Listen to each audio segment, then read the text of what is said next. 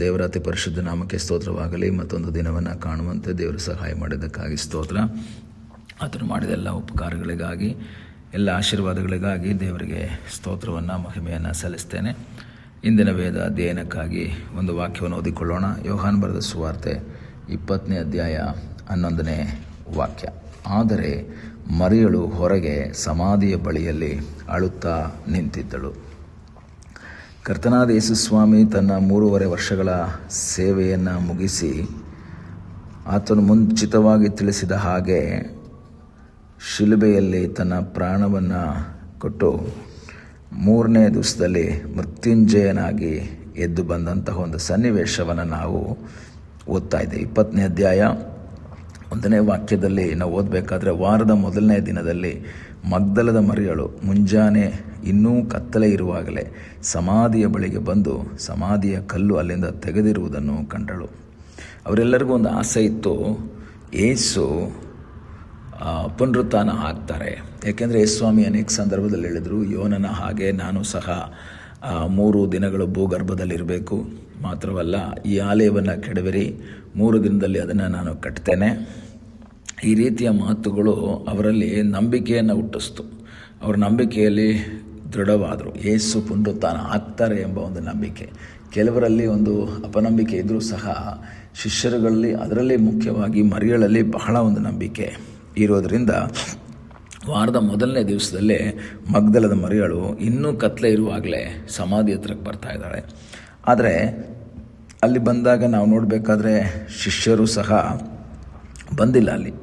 ಆದರೆ ಏನು ಮಾಡ್ತಾರೆ, ಇದು ಸಮಾಧಿ ತೆಗೆದಿರೋದನ್ನು ಕಂಡು ಓಡಿ ಹೋಗಿ ಪೇತ್ರನಿಗೂ ಯೋಹಾನನಿಗೂ ಈ ವಿಷಯವನ್ನು ತಿಳಿಸ್ತಾರೆ.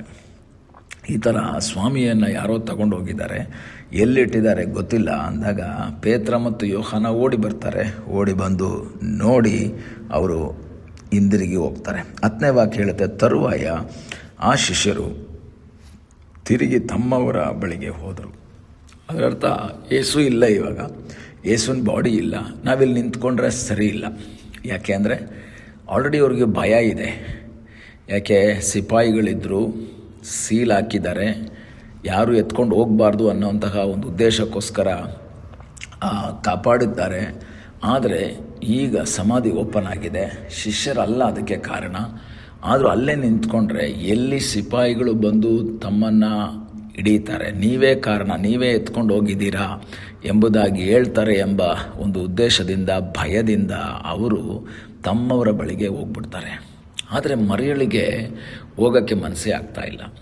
ಮರಿಯಳು ಬಂದಿದ್ದು ಯೇಸು ಪುನರುತ್ಥಾನ ಆದರೂ ಇಲ್ವೋ ಅಂತ ಕನ್ಫರ್ಮ್ ಮಾಡ್ಕೊಳ್ಳೋಕ್ಕಲ್ಲ, ಅವಳು ಬಂದಿದ್ದು ಯೇಸುವನ್ನು ನೋಡೋದಕ್ಕಾಗಿ.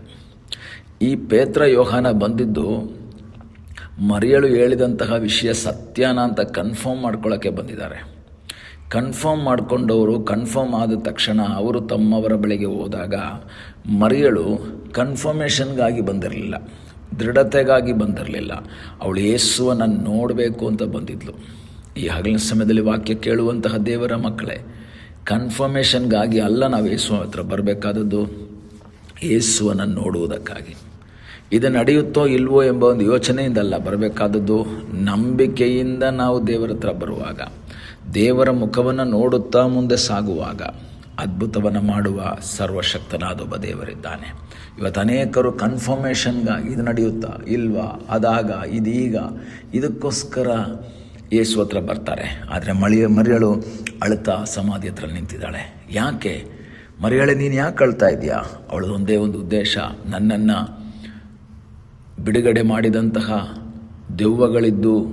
ದೆವ್ವಗಳಿಂದ ಪೀಡಿತನಾಗಿದ್ದಂತಹ ನನ್ನನ್ನು ಬಿಡುಗಡೆ ಮಾಡಿದಂತಹ ಆ ಗುರುವನ್ನು ನಾನು ನೋಡಬೇಕು. ಆಗ ಮುಂದಿನ ವಾಕ್ಯಗಳಲ್ಲಿ ನಾವು ನೋಡ್ತೇವೆ, ಅವಳು ಯೇಸುವನ್ನು ನೋಡ್ತಾ ಇದ್ದಾಳೆ. ಅವಳು ಯೇಸುವನ್ನು ನೋಡಿ ಮಾತಾಡಿಸ್ತಾ ಇದ್ದಾಳೆ. ಆಸಕ್ತಿಯಿಂದ ನೀನು ದೇವರ ಬಳಿಗೆ ಬರುವುದಾದರೆ ನಿನಗಾಗಿ ಪ್ರಕಟವಾಗುವಂತಹ ಒಬ್ಬ ಯೇಸು ಇದ್ದಾನೆ. ಶಿಷ್ಯರುಗಳು ನೋಡಬೇಕು ಅಂತ ಬರಲಿಲ್ಲ, ಕನ್ಫರ್ಮ್ ಮಾಡ್ಕೊಳ್ಳೋಕ್ಕೆ ಬಂದರು. ಅವರಿಗೆ ಯೇಸುವನ್ನು ನೋಡೋಕ್ಕಾಗಲಿಲ್ಲ. ಮೊದಲನೇ ಸಾರಿ ಯೇಸುವನ್ನು ನೋಡೋಕ್ಕಾಗಲಿಲ್ಲ. ಆದರೆ ಯಾರಿಗೂ ಬೇಡವಾಗಿದ್ದ ತಿರಸ್ಕಾರದಿಂದ ಇದ್ದಂತಹ ಈ ಮಗ್ದಲ ಎಂಬ ಊರಿನ ಮರಿಯಳಿಗೆ ಯೇಸು ಪ್ರಕಟವಾಗ್ತಾ ಇದ್ದಾರೆ. ಕಾರಣ ಏನು ಗೊತ್ತಾ? ಅವಳು ಅಲ್ಲೇ ನಿಂತಿದ್ದಾಳೆ.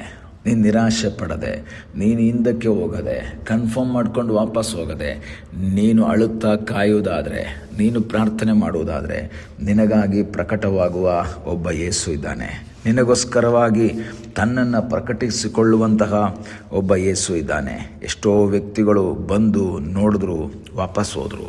ಆದರೆ ವಾಕ್ಯ ಹೇಳ್ತದೆ, ಕಾಯುವಂಥ ನಿನಗಾಗಿ ಪ್ರಕಟವಾಗುವಂತಹ ಯೇಸು, ಅಳುವ ನಿನ್ನ ಕಣ್ಣೀರನ್ನು ಒರೆಸುವಂತಹ ಯೇಸು. ಈ ಬೆಳಗ್ಗೆ ನೀನು ಕಣ್ಣೀರಿನಿಂದ ಬಂದಿರ್ಬೋದು, ನೀನು ಕರ್ತನ ಒಂದು ಬಿಡುಗಡೆಗಾಗಿ ಕಾಯ್ತಾ ಇರ್ಬೋದು. ನಿರಾಶೆ ಪಡಬೇಡ. ಯಾರೆಲ್ಲ ನಿನ್ನ ಬಳಿಗೆ ಬಂದು ನಿನ್ನಿಂದ ವಾಪಸ್ ಹೋದರೂ ಸಹ ನೀನು ಅಲ್ಲೇ ಅಳುತ್ತಾ ಕಾಯುವುದಾದರೆ ನಿನಗಾಗಿ ಪ್ರಕಟವಾಗುವ ಒಬ್ಬ ಯೇಸು ಇದ್ದಾನೆ. ಮರಿಯೋಳಲ್ಲಿಂದ ಮನೆಗೆ ಹೋಗ್ತಾ ಇರೋದು ಬಹಳ ಸಂತೋಷದಿಂದ. ಅವರು ಕನ್ಫರ್ಮ್ ಮಾಡ್ಕೊಂಡು ಹೋದರೆ ಯೇಸು ಅನ್ನು ನೋಡಿ ಮರಿಯಳು ಸಂತೋಷವಾಗಿ ಹೋಗ್ತಾ ಇದ್ದಾಳೆ. ನೀನು ಕಾಯಿ, ನಿನ್ನ ಕಣ್ಣೀರನ್ನು ಒರೆಸುವಂತಹ ಯೇಸು ನಿನ್ನ ಬಳಿಗೆ ಬರ್ತಾನೆ. ಪ್ರಾರ್ಥಿಸೋಣ. ನಮ್ಮನ್ನು ಬಹಳವಾಗಿ ಪ್ರೀತಿ ಮಾಡುವ ಯೇಸುವೆ, ಈ ಸಮಯಕ್ಕಾಗಿ ಸ್ತೋತ್ರ. ಈ ಸಮಯದಲ್ಲಿ ಮತ್ತೊಂದು ಆವೃತ್ತಿ ನಮ್ಮನ್ನು ನಿನ್ನ ಪಾದಗಳಿಗೆ ಒಪ್ಪಿಸಿಕೊಡ್ತೇವೆ. ನಿನ್ನ ಕೃಪೆ, ನಿನ್ನ ಆಶೀರ್ವಾದ, ನಿನ್ನ ಸಾನ್ನಿಧ್ಯ ನಮ್ಮ ಸಂಗಡ ಇದ್ದು ನಮ್ಮನ್ನು ನಡೆಸುವಂತಹ ದೇವರು ನೀನಾಗಿರುವುದಕ್ಕಾಗಿ ನಿನಗೆ ಸ್ತೋತ್ರ. ನಿನ್ನ ಕೃಪೆಯಲ್ಲಿ ನಮ್ಮನ್ನು ಮರೆ ಮಾಡುವಂಥ ದೇವರಾಗಿದ್ದೀಯ, ಅದಕ್ಕಾಗಿ ಸ್ತೋತ್ರ. ಕಣ್ಣೀರಿನಿಂದ ನಿನ್ನ ಮುಖವನ್ನು ನೋಡಿ ಬಿಡುಗಡೆಯನ್ನು ಕಾಣುವಂತೆ ಕರ್ತನೇ ಸಹಾಯ ಮಾಡು. ಪ್ರಾರ್ಥನೆಯನ್ನು ಕೇಳಿದ್ದಕ್ಕಾಗಿ ಸ್ತೋತ್ರ. ಯೇಸುವಿನ ನಾಮದಲ್ಲಿ ತಂದೆಯೇ, ಆಮೇನ್. God bless you.